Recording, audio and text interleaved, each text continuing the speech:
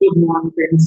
GST platform के YouTube channel में आप सभी का स्वागत है। सेक्शन 16 सब सेक्शन 4 के अंदर जो रिलैक्सेशंस दी गई है उसके बारे में आज के इस सेशन में हम लोग डिस्कस करेंगे। जुड़े रहिएगा वीडियो के एंड तक। पूरी डिटेलिंग में आपको समझ में आएगा कि आपका जो 16(4) का मैटर है उसमें आपको कब और कौन से सिचुएशन में रिलीफ मिलेगा। यहाँ पर आप देख पा रहे हैं जीएसटी काउंसिल की जो 53rd मीटिंग हुई थी उसके अंदर जो डिस्कशन हुआ है और उसके बाद जो रिकमेंडेशन आई है उसमें ये बताया गया है कि financial year 17-18, financial year 18-19, financial year 19-20 और फाइनेंशियल ईयर 20-21, इन 4 ईयर्स को लेकर के सेक्शन 16(4) की कंडीशन को रिलैक्स किया गया है। क्या है रिलैक्सेशन, देखिए। The council has recommended that the time limit to avail the input tax credit in respect of any invoice or the debit note under section 16(4) of the CGST Act, यानी कि financial year 17-18 का, financial year 18-19 का, financial year 19-20 का और 2021 से related कोई भी invoice या कोई भी डेबिट नोट जिसका आपने इनपुट टैक्स क्रेडिट जो है वो क्लेम किया है through any return in form 3B, यानी कि इन 4 साल का किसी भी इनवॉइस या डेबिट नोट का इनपुट टैक्स क्रेडिट आपने किसी भी 3B में क्लेम किया हो और वो जो 3B है वो आपने फाइल कर दिया है 30 नवंबर 2021 या उससे पहले, तो आपको क्या होगा, तो आपको इनपुट टैक्स क्रेडिट जो है वो मान लिया जाएगा कि 16(4) के टाइम पीरियड के अकॉर्डिंग आपने ले लिया है। और इसके लिए 16(4) का अमेंडमेंट सीजीएसटी एक्ट के अंदर किया जाएगा और इसका इफेक्टिवनेस दिया जाएगा 1 जुलाई से। तो इसका मतलब ये हुआ कि मान लीजिए 17-18 का कोई एक टैक्स इनवॉइस था, आपने इस टैक्स इनवॉइस का जो इनपुट टैक्स क्रेडिट लिया है वो लिया है लेट सपोज सितंबर 20 की जीएसटीआर 3B में, और सितंबर 20 की ये जीएसटीआर 3B आपने भरी है 20 अक्टूबर 2020 को, तो आपका अब आईटीसी जो है वो अलाउ मान लिया जाएगा। पहले ये आईटीसी डिसअलाउ हो जाया करता था 16(4) के वायलेशन के लिए। तो सबसे पहला तो ये रिलीफ और ये एक्सटेंशन जो है 16(4) के अंदर इन 4 ईयर्स के लिए दे दिया गया है। दूसरा, अब उसके बाद जो सबसे इंपॉर्टेंट है और सेक्शन 16(4) में जो एक प्रैक्टिकल समस्या आती है कि आपका जीएसटी नंबर कैंसिल हो गया है। अब जीएसटी नंबर कैंसिल हो जाने के बाद आप अपनी रिटर्न जो है वो फाइल नहीं कर पाते हैं। अब होता क्या है, जीएसटी नंबर कैंसिल हो गया, रिटर्न फाइल करना है, रिटर्न फाइल हो नहीं रही, तो अब आप चले जाते हैं रिवोकेशन में। और रिवोकेशन का प्रोसेस कंप्लीट होते होते आपका टाइम निकल जाता है लेट सपोज 2 साल का। 2 ईयर्स लग गए आपके नंबर को दोबारा रिवोक करवाने में, दोबारा रीस्टार्ट कराने में। तो अब जो ये 2 साल का टाइम पीरियड निकल गया इसके अंदर काफी सारे रिटर्न्स की पेंडेंसी हो गई और जो आपको इनपुट टैक्स क्रेडिट मिलना चाहिए था उस 16(4) का टाइम भी निकलता चला गया क्योंकि नंबर ही कैंसिल था, रिटर्न ही फाइल नहीं हो रही थी। ऑफिसर नंबर कैंसिल करके बैठ गया, वो सो जाते हैं नंबर कैंसिल करके। अब यहां पर जब 2 साल के बाद आपका नंबर रिवोकेशन हुआ तो 16(4) की टाइम पीरियड का बेनिफिट आपको नहीं मिल पाता। तो अब यहाँ पर इसको लेकर के भी अमेंडमेंट जो है वो कह दिया गया है कि यहाँ पर आपको इनपुट टैक्स क्रेडिट दिया जाएगा। एक बार देखिए क्या लिखा है इन्होंने। Input tax credit with respect to the cases where returns have been filed after revocation. तो रिवोकेशन होते ही जो आप अपनी रिटर्न फाइल करेंगे वहां पर आपको इनपुट टैक्स क्रेडिट का बेनिफिट दिया जाएगा 16(4) के टाइम पीरियड को दरकिनार करते हुए। कैसे? The GST council recommended retrospective amendment in 16(4), यहां पर भी अमेंडमेंट होगा और रेट्रोस्पेक्टिव अमेंडमेंट होगा यानी कि बैकडेटेड अमेंडमेंट होगा, to be made effective with effect from 1 जुलाई 2017 से ही ये अमेंडमेंट होगा, to conditionally relax the provisions of section 16 subsection 4 in cases where the returns for the period from the date of cancellation, यानी कि जिस दिन आपका जीएसटी रजिस्ट्रेशन कैंसिल हुआ या फिर effective date of cancellation of registration, जिस दिन कैंसिल हुआ या जिस दिन आपका कैंसिलेशन का इफेक्टिव डेट था, बेसिकली जिस दिन से आप रिटर्न नहीं फाइल कर पा रहे थे उस दिन से लेकर के till the date of revocation, जब तक आपका जीएसटी रजिस्ट्रेशन रिवोक नहीं हो गया, कैंसिलेशन डेट से रिवोकेशन डेट के बीच का जो आपका पीरियड है वो, और उस पीरियड की रिटर्न्स जो हैं वो आपने फाइल कर दी है with in 30 days of revocation.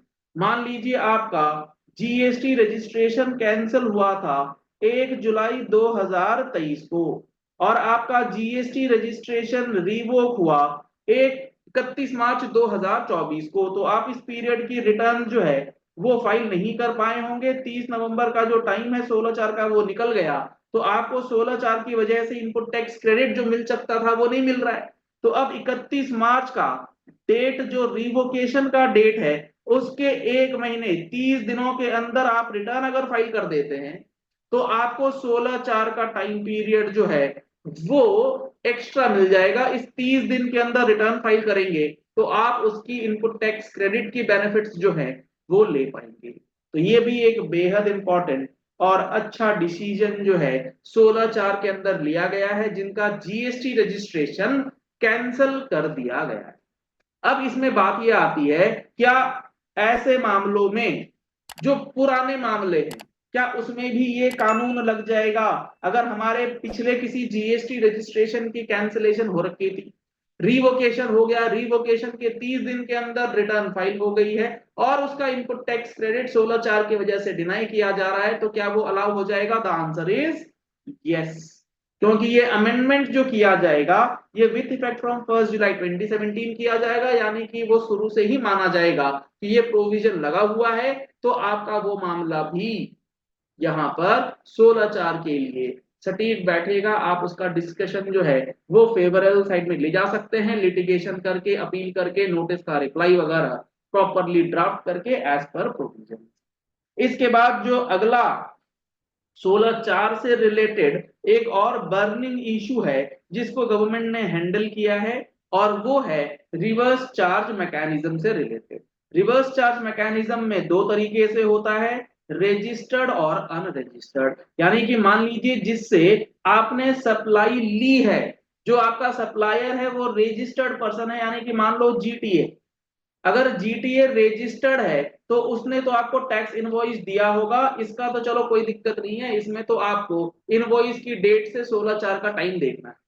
Problem होती थी अनरजिस्टर्ड के केसेस में। यहाँ प्रॉब्लम क्या होती थी, अनरजिस्टर्ड आपने कोई सर्विस ली, लेट सपोज जीटीए की सर्विस आपने ले रखी है, अब अनरजिस्टर्ड ट्रांसपोर्टर की आपने सर्विस ली है।